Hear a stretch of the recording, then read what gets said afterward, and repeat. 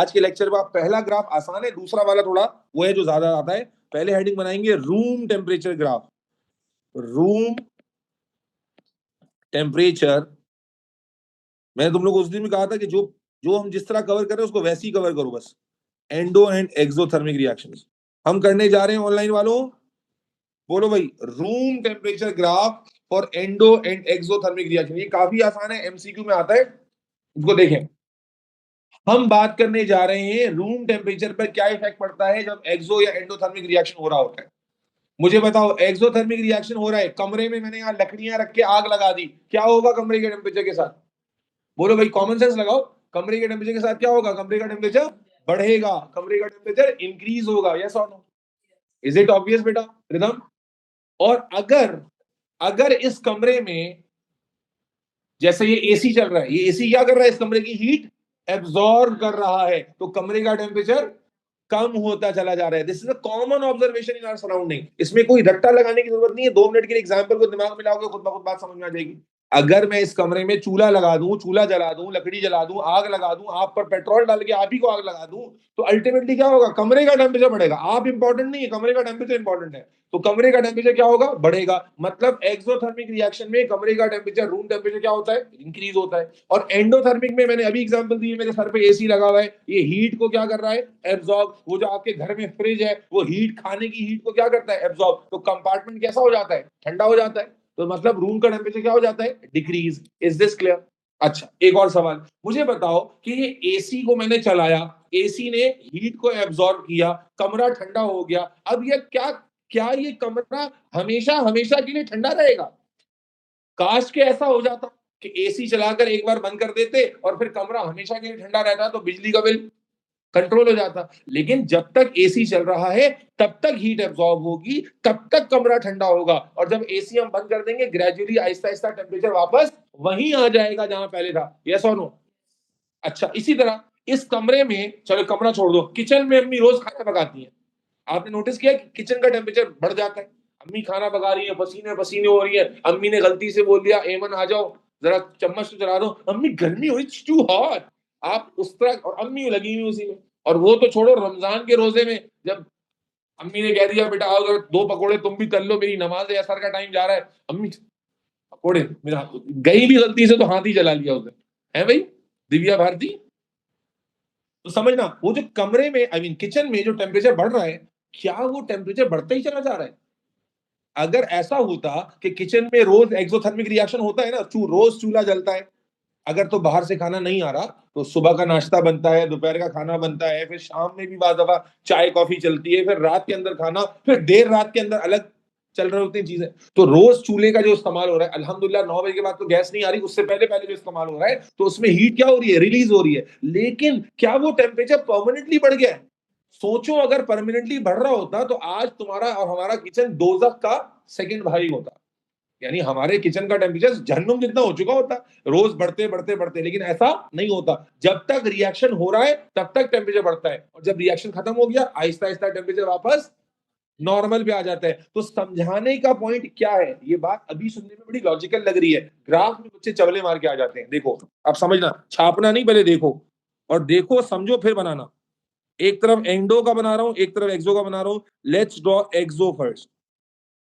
Imagine करो कि ये रूम टेम्परेचर है। केमिस्ट्री में रूम टेम्परेचर वैसे 25 डिग्री सेल्सियस लिया जाता है, ठीक है, लेकिन वैल्यू को छोड़ दो, बस ये रूम टेम्परेचर का लेवल है।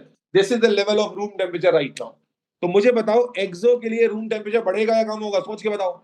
बढ़ेगा। अभी इतनी सारी एग्जांपल दी, एक्सो के लिए रूम टेम्परेचर बढ़ेगा। और क्या बढ़कर बिल्कुल बढ़ता ही चला जाएगा, या बढ़कर as the reaction proceed towards its end वो वापस आ जाएगा? बोलो, वापस आ जाएगा। तो मेरे बच्चे, ग्राफ हम कैसे देखते हैं, क्या मुझे बताना, क्या ग्राफ ऐसा होगा कि टेम्परेचर बढ़ता ही जा रहा है, बढ़ता ही जा रहा है, बढ़ता ही जा रहा है? नो। क्या ग्राफ में टेम्परेचर नीचे जाएगा? क्या रूम टेम्परेचर नीचे जाएगा? बोलो नहीं। बल्कि क्या होना चाहिए बेटा? टेम्परेचर ऊपर जाएगा, उसके बाद ग्रेजुअली ग्रेजुअली ग्रेजुअली ग्रेजुअली क्या होगा? नीचे आ जाएगा। This is the correct representation. Are you getting my point? होता ही है कि ऑप्शन में सारे आधे तिरछे पॉइंट्स दिए हुए होते हैं, तो देखने में हो जाती है कंफ्यूजन। इसीलिए मैंने कहा केमिस्ट्री को केमिस्ट्री समझ के नहीं पढ़ो, आधी केमिस्ट्री कॉमन सेंस है। उस वक्त दिमाग लगाओ कि घर में चूल्हा जलता है तो क्या होता है? टेम्परेचर बढ़ता है और फिर वापस आ जाता है। यस और नो? तो आपको प्रोग्रेस में इस तरह का ट्रेंड नजर आएगा, जहां पर टेम्परेचर ऑनलाइन वालों बोलते जाओ क्या कर रहे हो तुम लोग, मलकुल मौत तुम्हारे सर पे खड़ा है क्या, जवाब क्यों नहीं आ रहा तुम लोगों का चैट में, निकालना शुरू करूंगा जिसका नाम नहीं आएगा। एक्सोथर्मिक रिएक्शन में टेम्परेचर बढ़ता है और फिर इवेंचुअली क्या होगा, as the reaction proceed towards its end, तो वो रिएक्शन भी वापस आ जाएगा अपने नॉर्मल लेवल पे टेम्परेचर पर। Is that clear? वरना अगर सिर्फ बढ़ता ही चला जाता तो फिर तो ये तो होता ही नहीं। This is not something which you observe. Endo में आ जाओ। एंडो में मैंने एग्जांपल अभी तुम्हें एसी की दी। एंडो में तुम्हें मैंने एग्जांपल अभी तुम्हें किसकी दी मैंने? अजान हो रही है क्या? अच्छा भाई अजान हो रही है, अजान के बाद बात करते हैं। ओके कंटिन्यू कर रहे हैं बेटा। अब एक्सोथर्मिक में फिर एसी पर आ जाओ। एसी वाला प्रोसेस, सॉरी एंडोथर्मिक में। एंडोथर्मिक में हमने क्या कहा, जो एसी ऑब्जर्वेशन पे रिलाई करो। एसी जब चल रहा है हीट को क्या करता जा रहा है बेटा, एब्जॉर्ब करता जा रहा है, तो रूम का टेम्परेचर क्या होता जा रहा है, ठंडा, डिक्रीज होते जा रहा है। तो अगर रूम टेम्परेचर इस लेवल पे मौजूद था तो जितनी देर एसी चलता जाता है रूम टेम्परेचर गिरता जाता है, गिरता जाता है। बट एसी बंद करेंगे, रिएक्शन एंड करेंगे, तो क्या होगा, टेम्परेचर विल गो बैक और return back to its normal range. Yes और नो? अब क्या इसमें ऐसा होगा कि टेम्परेचर ऐसे गिरता ही चला जाए, बोलो, या ऐसा होगा कि टेम्परेचर में बढ़ जाए? नो, ऐसा कुछ भी नहीं होगा। किसका मोबाइल रिंग कर रहा है भाई? बेटा साइलेंट करके रखा करें, टीचर ने साइलेंट किया हुआ है, आपने बजा रहा है। तो कौन सा ग्राफ करेक्ट होगा बेटा? This one would be correct. This is simple and सीधा सीधा ग्राफ है। छोटे बच्चे समझ आई आपको बात? नाम दोबारा बताओ अपना। मीर। मीर सिंपल सा कंसेप्ट है। एक्सोथर्मिक में हीट क्या होती है, रिलीज होती है, तो ग्राफ टेम्परेचर रूम का क्या हुआ बेटा, बढ़ गया। चला बात समझ आती है। और एंडोथर्मिक में क्या होता है, हीट एब्जॉर्ब होती है, सिस्टम में चली गई हीट एब्जॉर्ब होके, तो रूम का टेम्परेचर क्या हो गया, ठंडा। जब भी कंफ्यूज होगे एसी को याद करोगे, घर में चूल्हे को याद करोगे, तो कंफ्यूजन खत्म हो जाएगी। Is this clear everybody out there? बच्चे क्लियर है? अल्हम्दुलिल्लाह। मेरा बच्चा, ये तो आज की क्लास का पहला लर्निंग ऑब्जेक्टिव था, आपने पूरा कर लिया। ये 1 मार्क का एमसीक्यू है, और अगर ये बनाने के लिए आया तब भी 1 मार्क के लिए आता है। अगर थ्योरी में आया तो 1 मार्क में ड्राइंग है, ज्यादातर ये एमसीक्यू में आता है। आपको 4 ऑप्शंस दिए हुए होते हैं, आपको सही वाला ग्राफ सिलेक्ट करना होता है। इसमें कोई रॉकेट साइंस तो नहीं है, समझ आ गया सबको? हाँ भाई गर्ल्स, रिदम, हाँ भाई सारा, हुदा, बच्चे, आप लोग क्लियर है? ऑनलाइन में किसी को इसमें कोई कंफ्यूजन तो नहीं है? चलो आगे चलते हैं। अब आ जाते हैं बेटा उस ग्राफ पे जिसकी मैं बात कर रहा था कि 50 में से 40 क्वेश्चंस मेरे बच्चे यही वाले करने हैं। और ये अगर किसी को ना आए ना, वो सीरियस नहीं। जो ये 4 नंबर में आता है ग्राफ, थ्योरी में 4 मार्क्स के लिए आता है, एमसीक्यू में भी आ जाता है, थ्योरी में आता है, फुल 5 मार्क्स के लिए आ जाता है। पूरा ग्राफ ड्रॉ करना होता है, लेबल करना होता है। अगर आप इसमें 5 आउट ऑफ 5 नहीं ले सकते ना, आप केमिस्ट्री के लिए सीरियस नहीं है। जब आपको पता है कि एक चीज आएगी, आपको पता है कि इसमें कुछ भी नहीं करना, आपको लॉजिक भी समझा जाए, फिर भी आपसे गलती हो रही है, तो फिर आप बड़े मुश्किल टॉपिक्स में कुछ भी नहीं कर सकते। तो बेटा बच्चा, इस टॉपिक का नाम है एनर्जी प्रोफाइल डायग्राम। ये भी एक डायग्रामेटिक टॉपिक है, एनर्जी प्रोफाइल डायग्राम। और without any doubt just keep this in mind कि ये सबसे तगड़ा टॉपिक, एनर्जी प्रोफाइल डायग्राम मतलब तगड़ा। इस चैप्टर का सबसे बैकबोन, इस चैप्टर से सब पूछा जाने वाला मोस्ट रिपीटेड टॉपिक। अभी इस साल भी जो पेपर हुआ उसमें भी आया था। ऑलमोस्ट हर साल ही आपको नजर आएगा थ्योरी के पेपर में।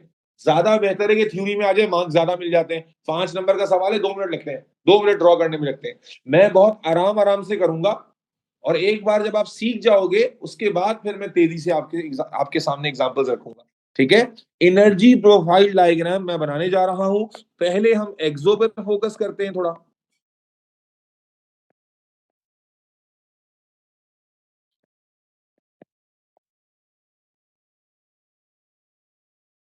मुझे आपका साथ चाहिए होगा बेटा। देखो, जब कॉमन सेंस में बात बैठेगी ना, तो आप खुद ब खुद बोलोगे। एक्सोथर्मिक, फिर से रिपीट कर लेते हैं। एक्सोथर्मिक रिएक्शंस क्या होते हैं? जिनमें हीट रिलीज होती है। और फिर जरा उस पॉइंट को रिकॉल करो कि एक्सोथर्मिक में H1 बड़ा होता है कि H2?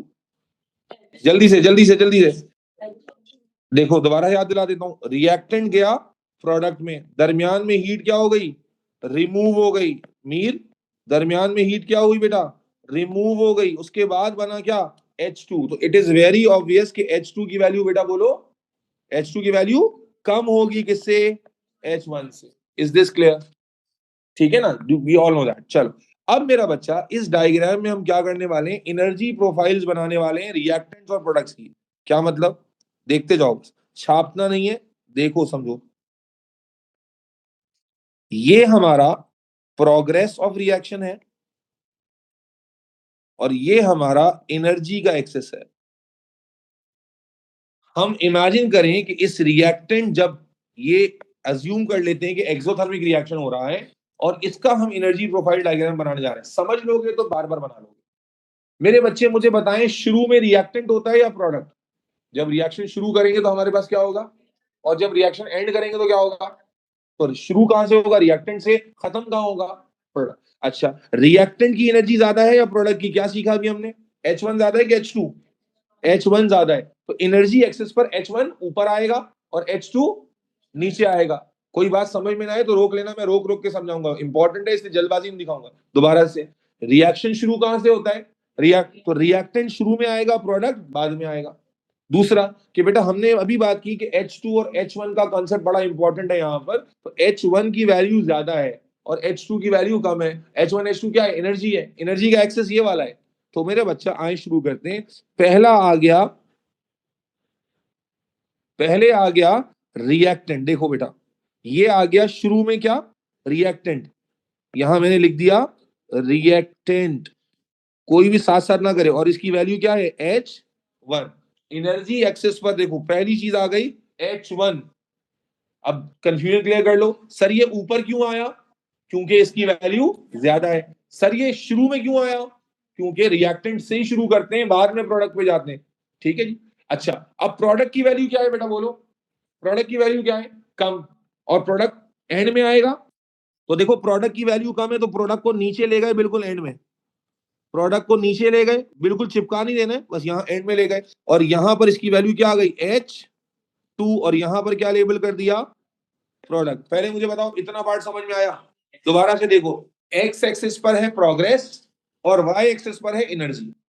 दोबारा से, एक्स एक्सिस पे प्रोग्रेस है यानी रिएक्शन जो प्रोसीड करेगा, वाई एक्सिस पे एनर्जी है। एनर्जी किसकी ज्यादा है? रिएक्टेंट की। तो एनर्जी रिएक्टेंट की ज्यादा होने की वजह से रिएक्टेंट इस एक्सिस पर ऊपर आया और इसकी वैल्यू क्या थी बेटा? H1। और प्रोडक्ट जो है उसकी वैल्यू कम है तो H2 नीचे आ गया। रिएक्टेंट शुरू में होता है, प्रोडक्ट एंड में होता है। क्लियर? हाँ भाई जितिन, रिएक्टेंट शुरू में, प्रोडक्ट एंड में। ऑनलाइन वाले सारे बच्चे क्लियर है यहां तक? चल, good good good good good. Now अब इमेजिन करो एक्सोथर्मिक रिएक्शन को। घर में चूल्हा जल रहा है, अम्मी ने गैस ऑन की। गैस ऑन करते ही चूल्हा जल पड़ता है क्या खुद से? क्या करना पड़ता है? माचिस की तीली या इलेक्ट्रिक स्पार्क, कुछ ना कुछ उसको दिखाना पड़ता है, उसके बाद जो है वो चूल्हा जलता है। तुम्हारे घर में तो ऐसा नहीं होता होगा, तुम तो अपनी जबान निकालती होगी, चूल्हा जल जाता होगा, है ना? अच्छा खैर, क्या कहा मैंने? मेरे बच्चे, जब आप गैस, अच्छा उसको छोड़ दीजिए, घर में बारबेक्यू कर रहे हैं, कोयला खुद ब खुद जल जाता है क्या? नहीं ना। उसके ऊपर पेट्रोल या कुछ डालकर या चूल्हे पे रखकर उसको गर्म करते हैं, उसके बाद जब वो एक बार जलना शुरू होता है फिर हीट रिलीज होना शुरू होती है। सुनो, तो चलो, अगर आप कोयले वाली एग्जांपल को साइड भी रख दो, तो अभी आपको जो घर में चूल्हे वाली एग्जांपल है, शेख मैं मसाज का इंतजाम करवा दूं आपके लिए? करवा देते हैं, कोई बुलवा लेते हैं थाईलैंड से किसी को। क्या कर रहा है? लेटा हुआ है अल्लाह के बंदे, क्लास में मेरे सामने बैठा हुआ है। क्या सीखा बेटा? Back to discussion. असल में जो फिजिकल बच्चे हैं ना कुछ हरकतें इनकी भी मॉनिटर करनी पड़ती हैं। आप ऑनलाइन वाले बच्चे बोलते हैं, बोलते बोलते सर इधर कहाँ चले गए। तो समझो बेटा, आप बात तो कर रहे हो किसकी? एक्सोथर्मिक रिएक्शन की। एक्सोथर्मिक रिएक्शन में क्या होगा? हीट एब्सॉर्ब होगी कि रिलीज होगी? रिलीज। लेकिन जब हम घर में देखते हैं चूल्हा जलने वाला एग्जांपल, उमैमा शहजाद, तो हम क्या देखते हैं कि फौरन से एनर्जी रिलीज होना नहीं शुरू होती, बल्कि पहले आपको उस रिएक्शन को स्टार्ट करने के लिए थोड़ी सी एनर्जी देनी पड़ती है। और वो एनर्जी कहलाती है एक्टिवेशन एनर्जी। क्या कहलाती है? रिएक्शन को स्टार्ट करने के लिए जो एनर्जी आपको शुरू में देनी पड़ेगी वो क्या कहलाएगी? एक्टिवेशन। अब देखो, तवज्जो से देखना, तवज्जो हटी और घटना घटी, तवज्जो नहीं हटनी चाहिए। इधर देखो बेटा, यहां से आपने एनर्जी दी, जब एनर्जी दी तो जो वैल्यू ऑफ एनर्जी थी वो और ज्यादा बढ़ गई। देखो, H1 पे मौजूद थे, आपने माचिस की तीली से थोड़ी सी एनर्जी और दी, तो एनर्जी की वैल्यू बजाय बढ़ने कम होने के क्या हुई? पहले बढ़ी है। ये वैल्यू आपने प्रोवाइड की। क्या ख्याल है? वो जो माचिस की तीली या इलेक्ट्रिक का स्पार्क जो आप दे रहे हो, that is increasing this energy. Is this clear? और फिर जब रिएक्शन स्टार्ट हो गया तो फिर हम क्या देखते हैं? बोलो बेटा। फिर एनर्जी रिलीज होना शुरू हो जाती है, और जब एनर्जी रिलीज होगी तो अल्टीमेटली रिलीज होते होते होते होते क्या बना लेगा? प्रोडक्ट। कोई मुश्किल नहीं है, सिंपल सा ट्रेंड है, यूं गए यूं आ गए, बस यूं ऊपर गए यूं नीचे आ गए। लेकिन इस ऊपर और नीचे जाने में दो चीजें होंगी। पहला, ये एनर्जी आपने प्रोवाइड की है, यस और नो, और इस एनर्जी को सर ने क्या कहा है? Activation energy. इसका सिंबल होता है ई ए, ई छोटा सा ए, कैपिटल ई छोटा सा ए, दिस इज एक्टिवेशन एनर्जी। और ये एनर्जी रिलीज हुई कि ऐड हुई है? ऐड हुई है। तो therefore this is always in a positive value, this is always with a positive value. दोबारा समझिएगा बेटा, आप घर दिमाग में कोई एग्जांपल रख लीजिएगा। चूल्हे वाला एग्जांपल परफेक्ट है। गैस को जलाने के लिए you need to supply energy first. तो आपका जो लेवल ऑफ एनर्जी था वो वहां से क्या गया? ऊपर गया, और फिर जब रिएक्शन शुरू हुआ तो नीचे आया। यस और नो? यस और नो? तो मेरा बच्चा, ये जो एनर्जी हम देते हैं क्या कहते हैं? इसे एक्टिव। और बेटा इससे चूंकि इसमें एनर्जी बढ़ रही है, देखो ये एरो मैंने किस तरह बनाया है? ऊपर की तरफ। Every single aspect of this diagram is important. Rohan, मैं दोबारा बताता हूं, every single diagram is aspect of the diagram is important. Rohan, come back, come back. बेटा तवज्जो रखना, माइक अपना कमेंट में जवाब देते जाना। क्या कहा मैंने? रिएक्टेंट का लेवल था H1, एंड हमने क्या करना था? उसका रिएक्शन स्टार्ट करना था। हमने कहा ऑटोमेटिकली तो रिएक्शन स्टार्ट नहीं होता।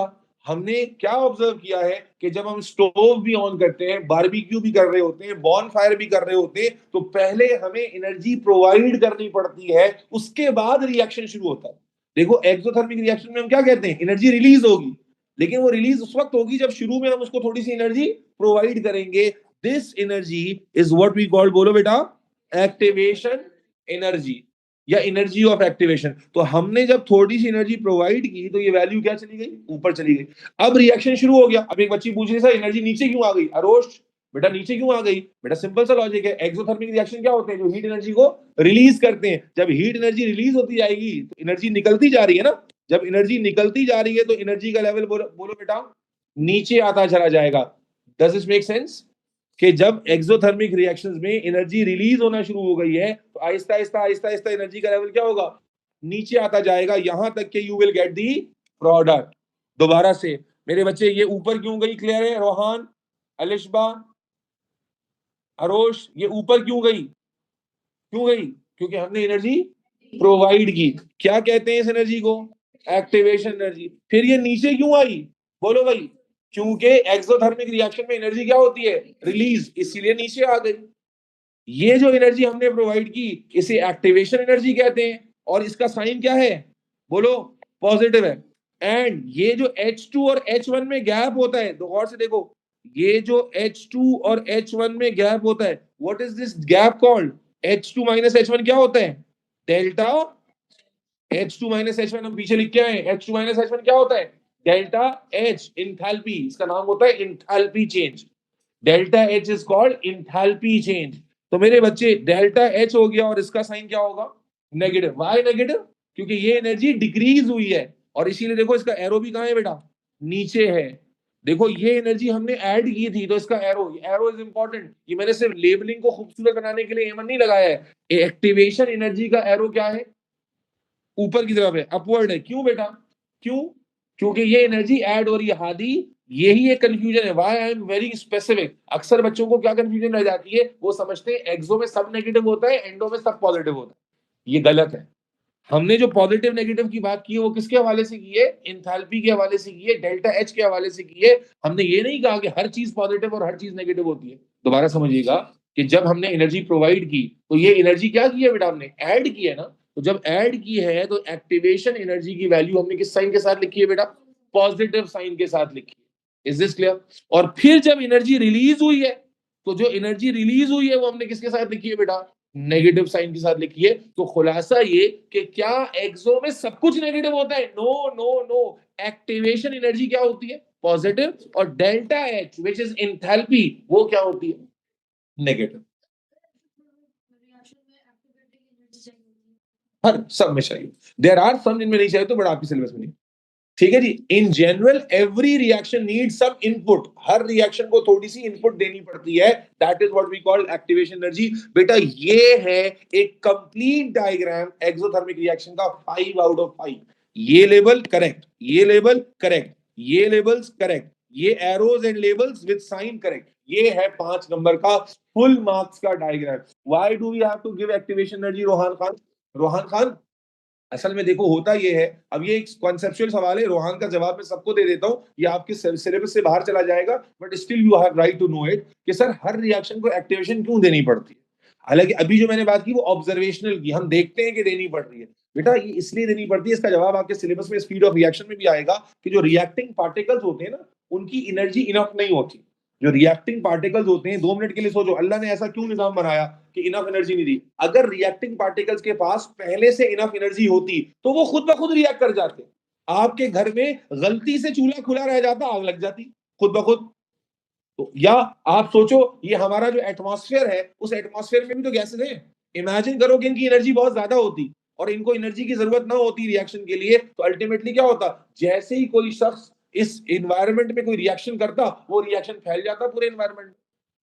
तो अल्लाह ताला ने जो पार्टिकल्स बनाए हैं, रिएक्टिंग पार्टिकल्स, उनकी एनर्जी को कुछ कम रखा है, ताकि जब हमें रिएक्शन कराना हो तो वो जो डेफिसिट है वो हम क्या कर दें, पूरा करें, उसके बाद रिएक्शन शुरू। तो ये एक्चुअल रीजन होता है कि रिएक्टिंग पार्टिकल्स के पास जो energy, why do, that is why we need to give activation energy, कि पार्टिकल्स जो रिएक्ट करते हैं उनके पास एनर्जी, जो एनर्जी अवेलेबल होती है ना, वो सफिशिएंट से कम होती है। अगर सफिशिएंट से ज्यादा हो तो वो खुद ब खुद रिएक्ट कर जाएंगे, कोई जरूरत नहीं पड़ेगी। ठीक है, तो अल्लाह ताला ने ऐसा क्यों किया, बनाने वाले ने ऐसा क्यों किया कि जनाब आली उनको कम एनर्जी पे बनाया, ताकि स्टेबिलिटी रहे। अगर एनर्जी पहले से ज्यादा होती तो चीजें खुद ब खुद ही रिएक्ट कर रही होती भाई। बात समझ आ रही है? तो that is why exothermic reactions में हम देखते हैं कि एनर्जी रिलीज होनी है, लेकिन फिर भी उसको स्टार्ट करने के लिए शुरू में हमें एनर्जी देनी पड़ती है। What do we call that बेटा? Activation energy. Is this clear everybody out there? Online वालों, I need everybody to respond. तुम लोगों को सबको समझ में आता है ये डायग्राम? बोलो, कुछ पूछना चाह रही हो? जी बेटा, जी बच्चे, होदा, हाँ भाई, एकदम क्लियर है। चलो, अब मौका मिल ही गया है तो मैं एक और एग्जांपल इसका करा दूं, इसी का एक्सो का, before I jump into endo discussion. बेटा आपको ना एग्जामिनर कभी कभी क्या करता है, ऐसे रिएक्शन लिख के देता है, बच्चों की चीखें निकल जाती हैं कि सर ये तो पढ़ाया नहीं, ये तो पढ़ाया नहीं, ये तो पढ़ाया नहीं। याद रखना, जो बच्चा काम एंड कंपोज रहेगा ना, वो छक्के मार के आएगा। वो हम क्रिकेट की हिस्ट्री में देखते हैं ना, वो मिस्टर कूल कैप्टन, क्या नाम है उसका, महेंद्र सिंह धोनी, क्रिकेट की तारीख में आने वाला एक शानदार कैप्टन। क्या चीज शानदार उसको शानदार बनाती है? उसकी कूलनेस, कामनेस। जब इंसान काम और कंपोज रहता है तो सही डिसीजन लेता है, जब घबरा जाता है तो चबल मार देता है। तो इसलिए समझे ना, लेट से बेटा आपको इस तरह से ना एग्जाम में रिएक्शन लिखा हुआ आ जाएगा, तवज्जो से, और यूं लिखा हुआ होगा, अच्छे से देखिएगा बेटा, ये मैं आपको प्रैक्टिस में कराई दूं जब मौका मिला है तो। एग्जाम में इस तरह से रिएक्शन लिखा होगा, आगे लिखा होगा delta H minus 393 kilo joule per mole, इस तरह से कुछ रिएक्शन लिखा हुआ। अब एग्जाम में आपको कहेगा draw the energy profile diagram for this reaction. अब अभी जो हम ऊपर समझ रहे थे दैट वाज जनरल। अब एग्जामिनर ने क्या किया, आपको एक्चुअली एक रिएक्शन दे दिया है और कहा है क्या बनाओ इसकी एनर्जी प्रोफाइल, बोलो भाई डायग्राम। अब सवाल यह है कि पहला क्वेश्चन कि ये एक्सोथर्मिक है या एंडोथर्मिक, तो इसका जवाब कहां से पता चलेगा आपको? यहां से। ये डेल्टा एच की वैल्यू किस साइन के साथ लिखी हुई है?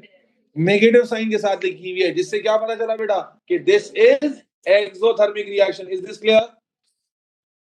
डेल्टा एच की वैल्यू बोला बोला किसके साथ है बेटा? नेगेटिव साइन के साथ है, इसका मतलब ये एक्सोथर्मिक रिएक्शन है। और अब जब आपको पता चल गया कि ये एक्सोथर्मिक है, अब ड्राइंग करना कोई मुश्किल नहीं है। कैसे करोगे बेटा? देखो जी बेटा, -393, वो तो जो वैल्यू लिखी होगी वो हम डायग्राम पे कॉपी कर देंगे, साथ साथ ही चाहो देखो बेटा, आपने फिर वही किया, बोलते जाना।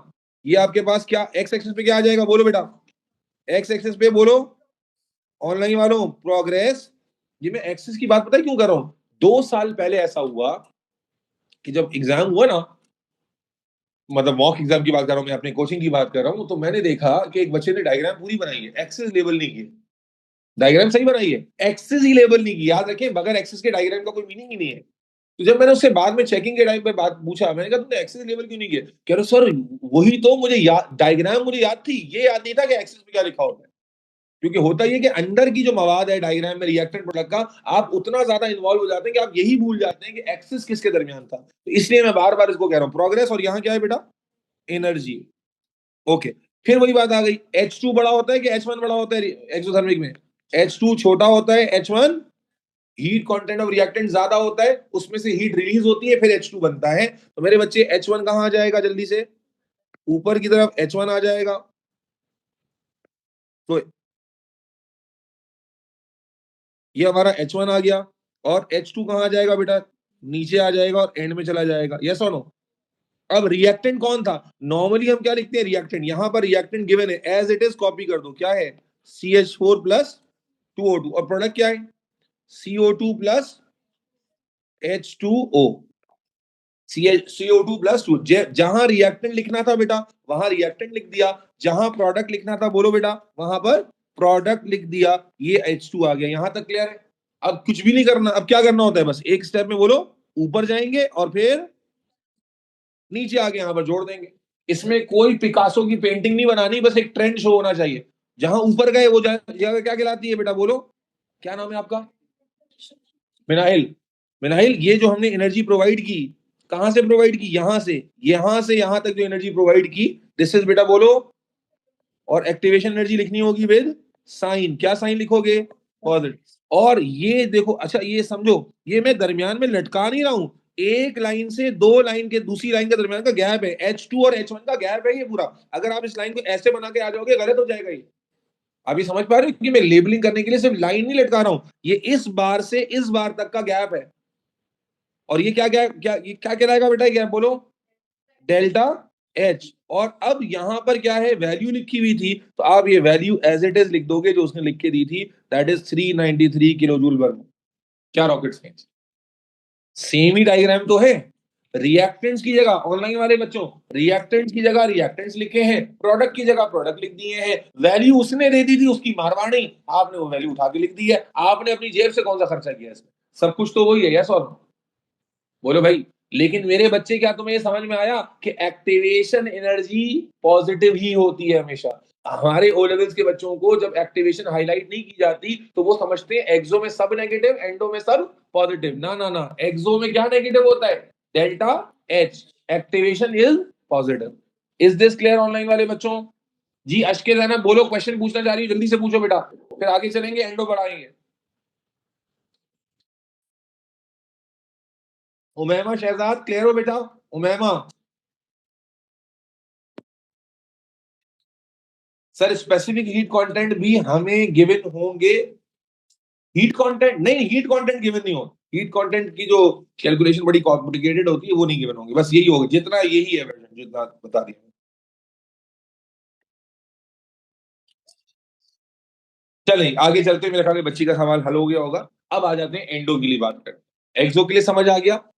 ऊपर से शुरू करते हैं, नीचे तक जाते हैं। ऊपर से शुरू करते हैं, नीचे जाते हैं, पहले थोड़ा सा ऊपर फिर नीचे, ये ट्रेंड है। अभी और मूवमेंट आ जाएगा। H1 H2 में स्पेस है, इज इट गिवन? नहीं बेटा, वो आपकी मर्जी का स्पेस होगा। अगर गिवन होगा तो ठीक है, नहीं गिवन होगा तो आप अपनी मर्जी का बनाओगे। ऐसा भी होता है कि आप खुद से लेवल लगाते हो, और ऐसा भी होगा कि एग्जामिनर आपको ऐसे दो लाइनें मार के दे देगा, तो उसमें तो और आसानी हो गई, एग्जामिनर ने आपका काम कर दिया। ठीक है, इसके बाद वासुदेव कराऊंगा, समझ आ जाएगा कैसे आता है। सर अगर उन्होंने डेल्टा ट्राइंगल ना दिया, लाइक दिया, नहीं बेटा दिए, ये डेल्टा आपको तो पता है ना क्या है डेल्टा ट्राइंगल, क्या मतलब, क्या लिखोगे इसको? ये डेल्टा H आपने लेबल करना है, ये डेल्टा H आपको लेबल करना होगा, like the answer of delta triangle. Sir diagram को दोबारा एक्सप्लेन कर, अरे मेरा बच्चा दोबारा एक्सप्लेन। जी बोलो। अच्छा, मेरे बच्चे अगर ये डेल्टा H ही ना गिवन हो, ये पूछ रहे हैं मेरे बच्चे, आपको ऐसा क्यों लगता है कि एग्जामिनर की कोई आपसे लड़ाई झगड़ा था, आपसे प्रॉपर्टी का मतलब? Question should make sense. यानी हमारा बच्चा जब पढ़ना शुरू करता है तो इतना ज्यादा उसमें इन्वॉल्व हो जाता है कि उसके सारे वो वर्जन जो पॉसिबल नहीं है वो भी सोच लेता है कि सर अगर डेल्टा जी ना दे, अब एग्जामिनर की मत मारी गई है, उसको पता ही, इसी से पता चलता है कि एक्सो है एंडो है। वो नहीं, वो आपसे आपसे चुस्कियां लेगा, बोलेगा हाँ देखे हम कैसे पता चलेगा। भाई एग्जामिनर आपके साथ कोई साली बहनों का रिलेशनशिप है क्या ये? ओ भाई, एक स्टैंडर्ड क्वेश्चन होता है, और स्टैंडर्ड क्वेश्चन हमारे बच्चे तो इतने गधे कि वो ही नहीं कर पा रहे। बच्चा तो ओ लेवल पे जाके वो ही नहीं हो रहा, उससे इसी में भड़ मार रहा है। सर डेल्टा एच भी ना हो, भाई अगर थियोरेटिकली स्पीकिंग डेल्टा एच ना हो तो नहीं बता सकते। सारे हादसात, नहीं नहीं सारे सुपरस्टिशन इतने है ना, ये हो जाए वो हो जाए ये हो जाए, यानी ब्लेम डालने के लिए कुछ तो मिले कि अल्लाह ना करे रिजल्ट ऊपर नीचे हो जाए तो अम्मी पेपर ही मिसप्रिंट। बच्चे ऐसे होते हैं कि मैंने बहुत अच्छा किया था, पेपर बहुत खराब था। पिछले साल, मैं जल्दी से बता दूं, पिछले साल एक नंबर से मुझे बार बार कॉल आ रही। मैं यूजुअली कॉल्स नहीं पिक करता अननोन नंबर से, कभी गलती से पिक भी हो जाती, तो वो कॉल मैंने बाहर पिक नहीं की। मैंने कहा पता नहीं कौन कॉल कर रहा है। फिर एक व्हाट्सएप पे लंबा सा मैसेज आया, वो मैसेज अब मुझे याद भी नहीं है, मैं चैट में शायद ढूंढूं कि वो ही मैं असिस्टेंट बात कर रहा हूं किसका, पता नहीं, इतना लंबा उसका डिस्क्रिप्शन लिखा हुआ था। मतलब कोई बहुत ही कोई बंदा था, अल्लाह जाने कौन था, मैं भूल ही गया, इतना बड़ा। तो मैंने कहा जी बोले व्हाट्सएप पे। उन्होंने कहा जी सर आपसे जो है ना 2 मिनट बात करना चाह रहे हैं। अच्छा भाई कोई बड़ा बंदा है, बात कर लेते हैं। तो भाई मैंने कहा अच्छा जी, जो कॉल लगाई तो उन्होंने कहा जी बस आप लाइन पर रहिएगा, टू हुआ, फिर दूसरी लाइन कनेक्ट हुई। डॉक्टर साहब कैसे हैं आप, वो ऐसे बात कर रहे हैं जैसे मैं उनका रिश्तेदार हूँ। बहरहाल मैंने कहा जी जी आपको मैंने पहचाना नहीं, कह रहे जी आप मुझे नहीं जानते, मैंने बस आपको कांटेक्ट किया मामला, वो मेरी बच्ची का रिजल्ट आया है, लास्ट ईयर की बात है, A2 की बात है, मेरी बच्ची का रिजल्ट आया है, निक्सर की स्टूडेंट है वो, तो मुझे निक्सर में आपकी स्टूडेंट है वो पढ़ती है, उन्होंने नंबर दिया था। मैंने कहा क्या हुआ जी, कह रही जी बच्ची का डी आ गया है, डी डी ग्रेड आ गया है। तो बच्ची मेरी कह रही मेरी बच्ची बहुत काबिल है, ये है वो है। मैं ये नहीं कहता कि बच्चे काबिल नहीं होते, लेकिन बस मेरी बच्ची बहुत काबिल है, ये है वो है, नाइंसाफी उसके साथ हुई है। तो मैंने उसकी कॉपीज मंगवाई हैं, यानी रीचेकिंग के लिए अप्लाई की। रीचेकिंग 2 तरह से होती है, एक में आप कॉपी मंगवा भी सकते हो, उसमें ज्यादा पैसे लगते हैं, तकरीबन पिछले साल 65,000 लग रहे थे कॉपी मंगवाने के।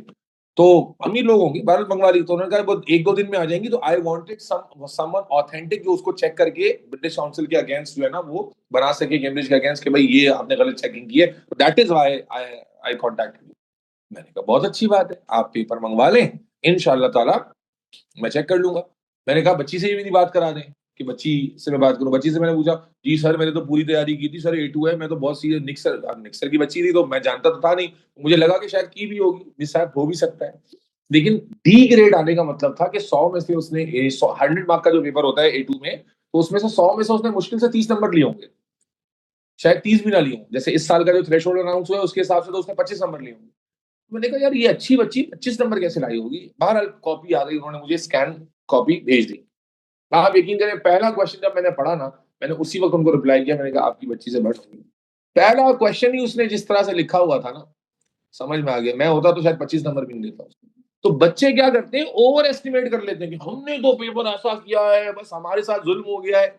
मिसहैप हो सकता है, लेकिन इतना कॉमनली ये इंटर बोर्ड नहीं है कि जहां पर आप पेपर देकर आए एब्सेंट लगी हुई आ गई। बच्चे गलतियां करके आते हैं। आप पेपर, कोई ये जानबूझ के गलती करता है क्या? कभी ऐसा होगा कि मुझे पता होगा मैं गलत लिख रहा हूं फिर भी मैं लिख दूं? भाई आप तो सही समझ के ही लिखते हो पेपर में, तो आपको तो यही लगता है कि मैं जो लिख के आया हूं या आई हूं वो सही है। फिर उसके बाद जो अम्मा अब्बा के आगे रोना ढोना होता है ना, बहरहाल अगर वो आपकी नहीं, यार तुम्हें तुम्हें लग रहा है तुम्हारे सामने टीचर बैठा है ऐसे हलू बोलू बंदा है। यार एक तो हमारी सादगी से लोग मार खा जाते हैं यार। चलो भाई एंडोथर्मिक पे आ जाओ भाई। मिस्टेक ये थी मेरे भाई कि जवाब उससे पूछ रहा था, सवाल पूछा था अब्बा का नाम क्या है, जवाब दे रही थी कि मेरे ताया उस साल में पैदा हुए, इस तरह जवाब दे रही थी। सवाल ही कुछ और है, जवाब ही कुछ और, सिर्फ लिखने के नंबर थोड़ी होते हैं, सही लिखने के नंबर होते हैं। ठीक है, अब आ जाओ बेटा एंडोथर्मिक। एंडोथर्मिक देख लो बेटा, 2 मिनट का काम है, एंडोथर्मिक भी देख लो। एंडोथर्मिक रिएक्शन को समझते हैं।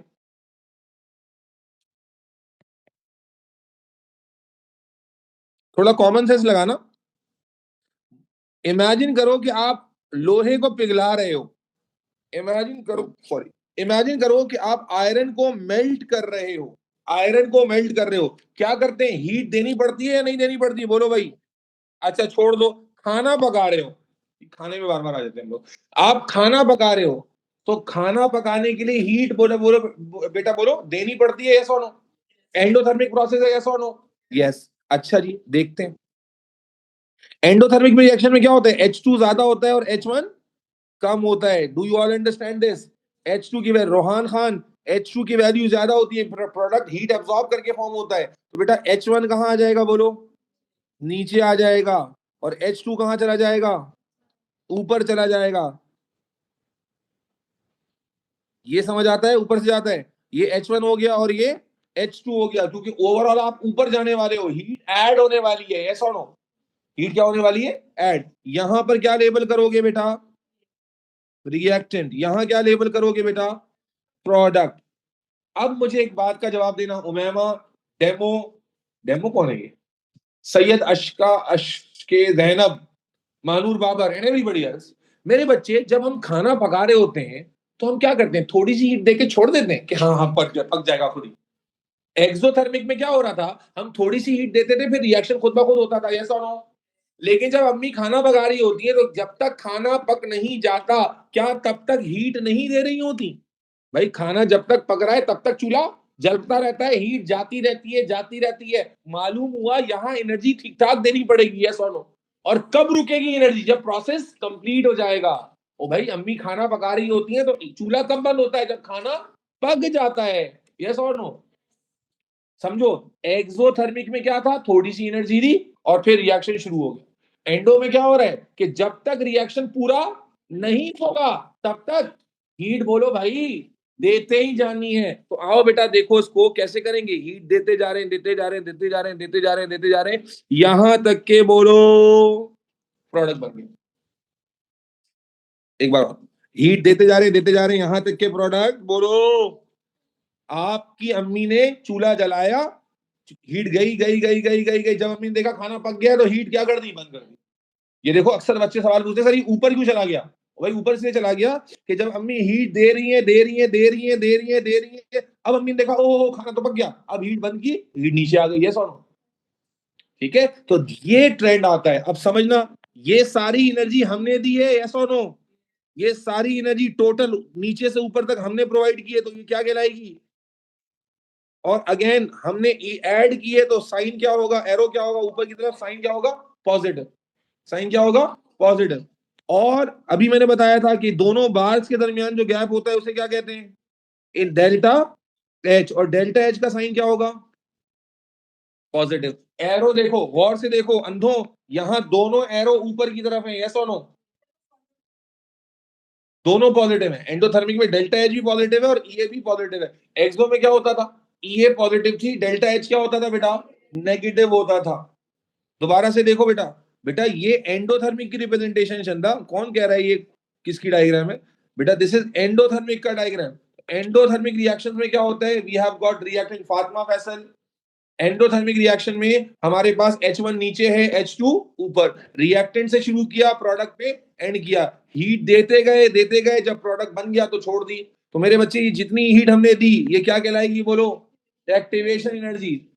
सर ये हमेशा पॉजिटिव, अरे मेरे जान के टोटे, जो एनर्जी आप ऐड कर रहे होते हो पॉजिटिव ही तो होती है, ऐड कर रहे हो। यहां पर भी मेरे बच्चों का अपर चेंबर थोड़ा सा कमजोर है, समझना, कोई बात नहीं, ठीक हो जाएगा, कम से कम पूछ तो लेते हो, अच्छा करते हो, वरना ये सब चवने मारोगे एग्जाम में तो मेरा पोर्टफोलियो भी खराब करोगे।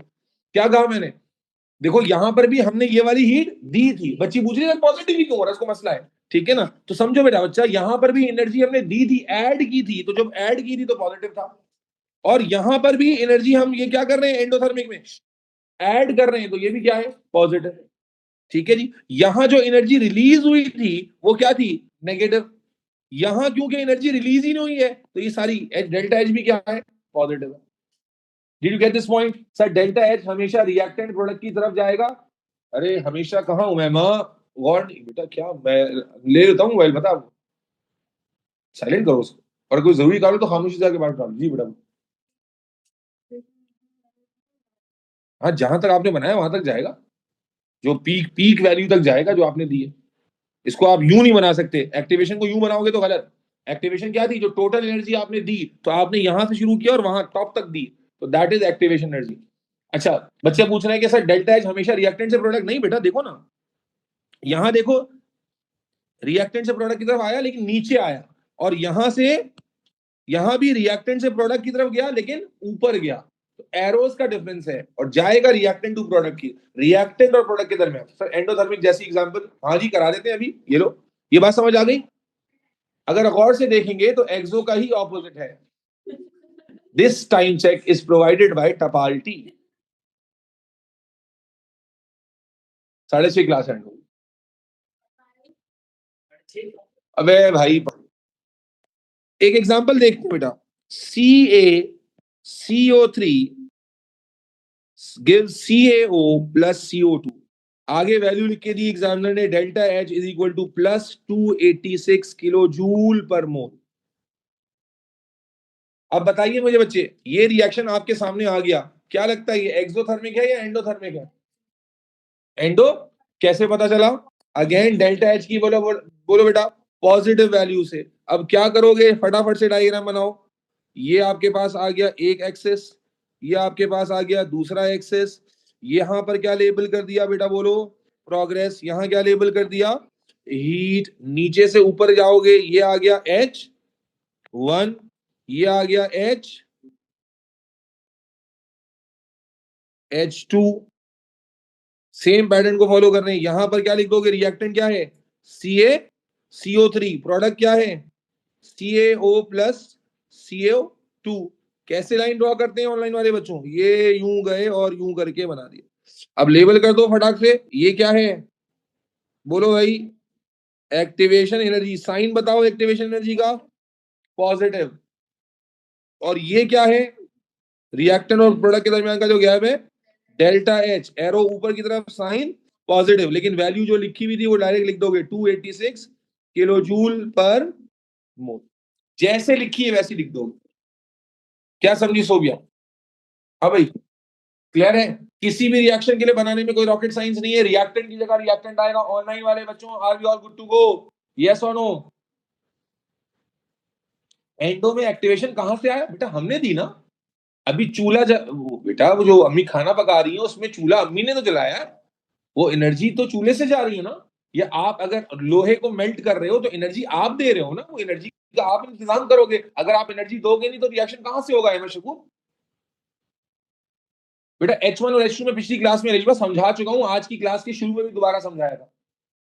Are we all good to go? Umaima Shahzad clear है? सर एंडो और एक्सो का क्वेश्चन में डिफरेंस कैसे पता चलेगा? क्वेश्चन में डिफरेंस कैसे पता चलेगा भाई, लिखा होगा, पढ़ोगे तो पता चल जाएगा कि ये एंडो का है या एक्सो का है। मतलब डिफरेंस क्या है, समझाओ जरा मुझे, क्या पूछना चाह रहे हैं आप? डिफरेंस कैसे पता चलेगा, लिखा हुआ होगा बेटा। या ये देख लेना, ये वैल्यू अभी तो मैंने बताया कि डेल्टा H की वैल्यू से पता चलेगा। डेल्टा H की वैल्यू एंडो में पॉजिटिव होती है और एक्सो में क्या होती है, नेगेटिव होती है। बेटा समझ में आया सबको या नहीं आया? ये डायग्राम की सेंस बनी या नहीं बनी? अभी इस डायग्राम के मल्टीपल वेरिएंट्स बाकी है, वो मैं इंशाल्लाह थर्सडे को कराऊंगा। Is this clear? Enthalpy change कहां लेबल होगा, ये और ये जो लाइन है इनके दरमियान कहीं भी। आप इसको यहां लेबल कर दो, कहीं भी यूं लेबल कर दो, बस ये समझना कि ये लाइन और ये लाइन के दरमियान का गैप होना चाहिए। क्लियर? तो मुझे इसके अलावा भी इसके और वर्जन कराने हैं, लेकिन तब तक आप भूल के मत आ जाइएगा। अगली क्लास तक याद रखिएगा। अपना बहुत सारा ख्याल रखें, टेक केयर। अच्छा अच्छा, एक मिनट सुन ले। ये जो आ रहा है, ये थर्सडे को छुट्टी होगी, तो मैं अपनी क्लासेस का हिसाब किताब अलग रखता हूं, क्योंकि ये क्लास एक हाइब्रिड क्लास हो रही होती है। अगर जिस कैंपस में मैं बैठा हूं वो कैंपस ऑन होगा तो क्लास होगी, नहीं होगा तो नहीं होगी। तो इसलिए मैं इन्फॉर्म करवा दूंगा। अगर एक क्लास भी हो रही, कैंपस ऑन होगा तो मैं क्लास लूंगा बस। ठीक है जी, अल्लाह हाफिज। H1 एंड H2 का मतलब था बेटा heat content of reactant and heat content of product.